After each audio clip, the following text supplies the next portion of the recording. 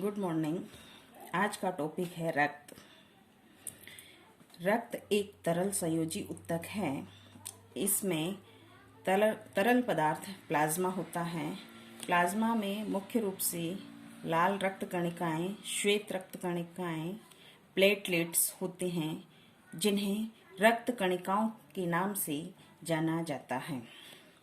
रक्त का संगठन। रक्त के संगठन में रक्त प्लाज्मा 55% होता है। इसमें जल होता है 90 से 92% और ठोस पदार्थ होते हैं 8 से 10%। ठोस पदार्थ के अंतर्गत अकार्बनिक ठोस और कार्बनिक ठोस होता है। अकार्बनिक ठोस 1% होता है और उसमें सोडियम बाइकार्बोनेट मुख्य रूप से पाया जाता है। कार्बनिक ठोस 8 से 9% होता है और कार्बनिक ठोस के अंतर्गत रक्त प्रोटीन पाई जाती हैं, जो कि ग्लोब्यूलिन, सीरम, एल्ब्यूमिन, फाइब्रिनोजन और प्रोथ्रोम्बिन के रूप में होती हैं। कार्बनिक ठोस में दूसरा हार्मोन्स पाए जाते हैं। ये हार्मोन्स हमारे शरीर में पाई जाने वाली सभी अंतःस्रावी ग्रंथियों से स्रावित होते हैं। तीसरा, कार्बनिक ठोस में एंटीजेंस और एंटीबॉडीज पाए जाते हैं। ये मानव शरीर की रोगों से रक्षा करते हैं। और चौथा, कार्बनिक ठोस के रूप में गैसें पाई जाती हैं। गैसों में ऑक्सीजन, कार्बन डाइऑक्साइड और नाइट्रोजन मुख्य होती हैं। इस प्रकार प्लाज्मा के अंतर्गत ये चीजें पाई जाती हैं। अब रक्त के संगठन में दूसरी चीज जो है वो रक्त कणिकाएं हैं। ये रक्त कणिकाएं 3 प्रकार की होती हैं: लाल रक्त कणिकाएं, श्वेत रक्त कणिकाएं और रक्त प्लेटलेट्स। सबसे पहले लाल रक्त कणिकाएं, जिन्हें इरिथ्रोसाइट्स के नाम से जाना जाता है। इनका निर्माण जो है वो अस्थि मज्जा के अंदर होता है। लाल रक्त कणिकाओं में हीमोग्लोबिन मुख्य रूप से होता है, जो कि 30 से 40% तक होता है।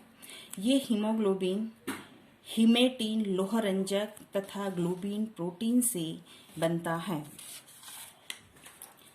इसके अलावा आरबीसी में 60 से 70% जल पाया जाता है और फॉस्फोलिपिड, पोटेशियम फॉस्फेट पाया जाता है।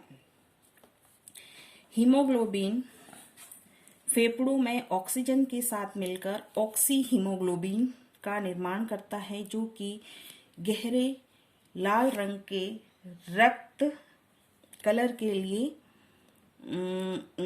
जिम्मेदार है। और ये जो है रक्त शुद्ध रक्त होता है।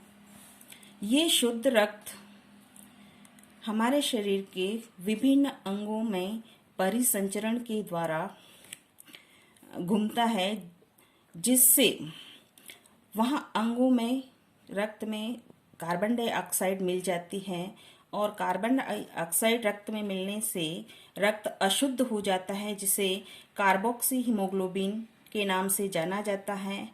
यह अशुद्ध रक्त जो है वो काला गाढ़े रंग का होता है।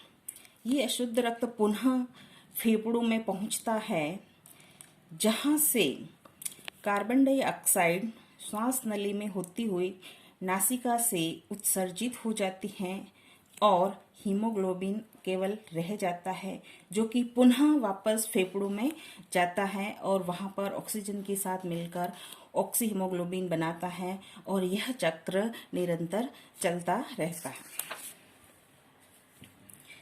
आगे आरबीसी का जीवन काल 80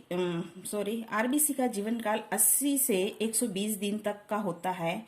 इसके बाद आरबीसी स्वतः ही नष्ट हो जाती हैं। पुरुषों में आरबीसी की संख्या लगभग 50 लाख होती है। महिलाओं में इनकी संख्या लगभग 45 लाख होती है तथा बालकों में आरबीसी की संख्या लगभग 60 से 70 लाख तक होती है। आरबीसी के कार्य। आरबीसी मुख्य रूप से 2 कार्य संपादित करती हैं। पहला, आयन का संतुलन बनाना, इसमें धन आयन और ऋण आयन का संतुलन बनाए रखती हैं। और दूसरा जो है वो गैसों का आदान प्रदान करना।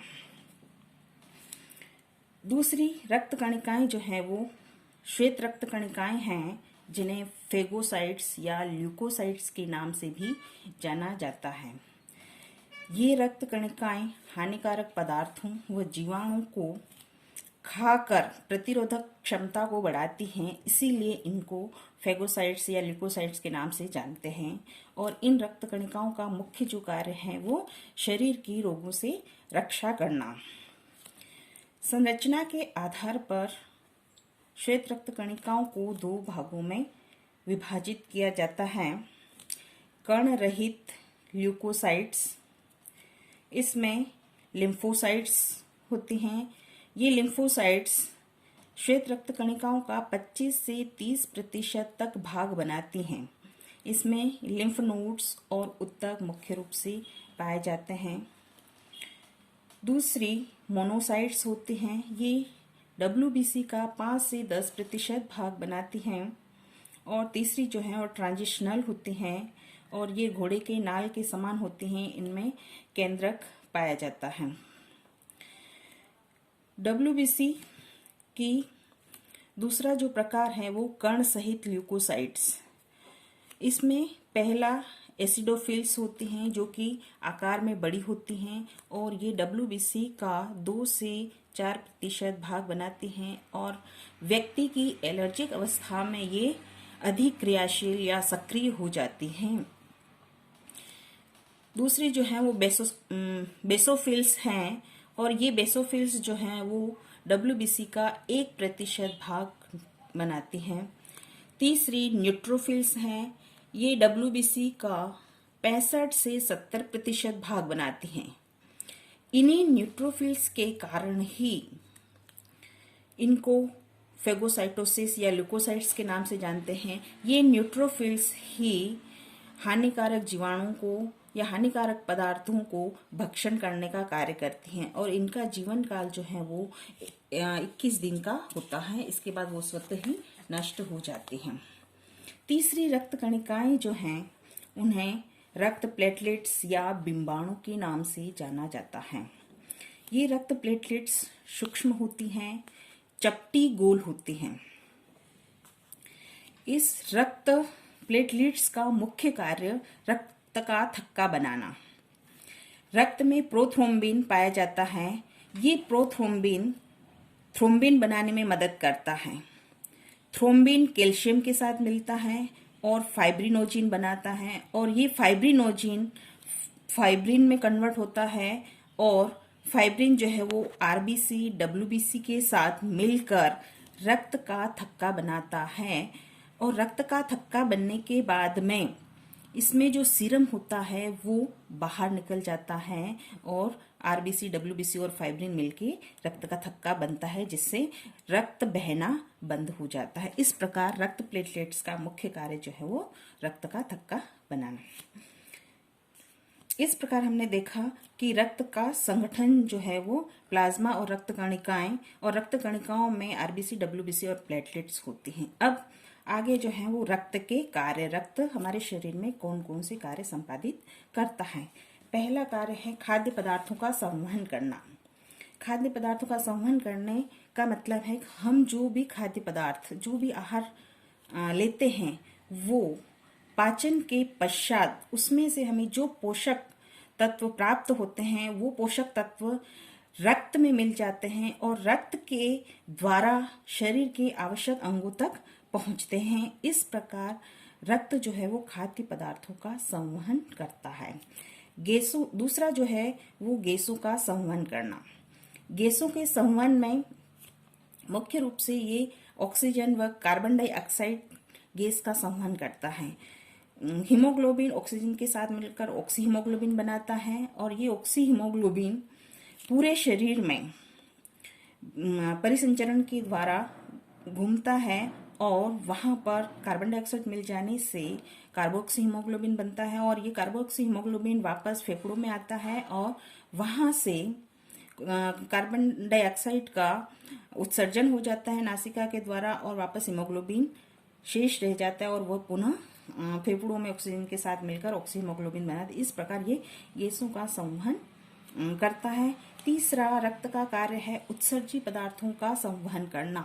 उत्सर्जी पदार्थों का संवहन करना हमारे शरीर में पाए जाने वाले पदार्थों का उत्सर्जन करना। इसमें मुख्य रूप से लवण का और पानी का उत्सर्जन करता है। हमारे शरीर में जो अतिरिक्त लवण होते हैं और पानी होता है उनको पसीने के रूप में और यूरिन के रूप में उत्सर्जित करने का कार्य करता है। चौथा रक्त का कार्य है रोगों से रक्षा करना।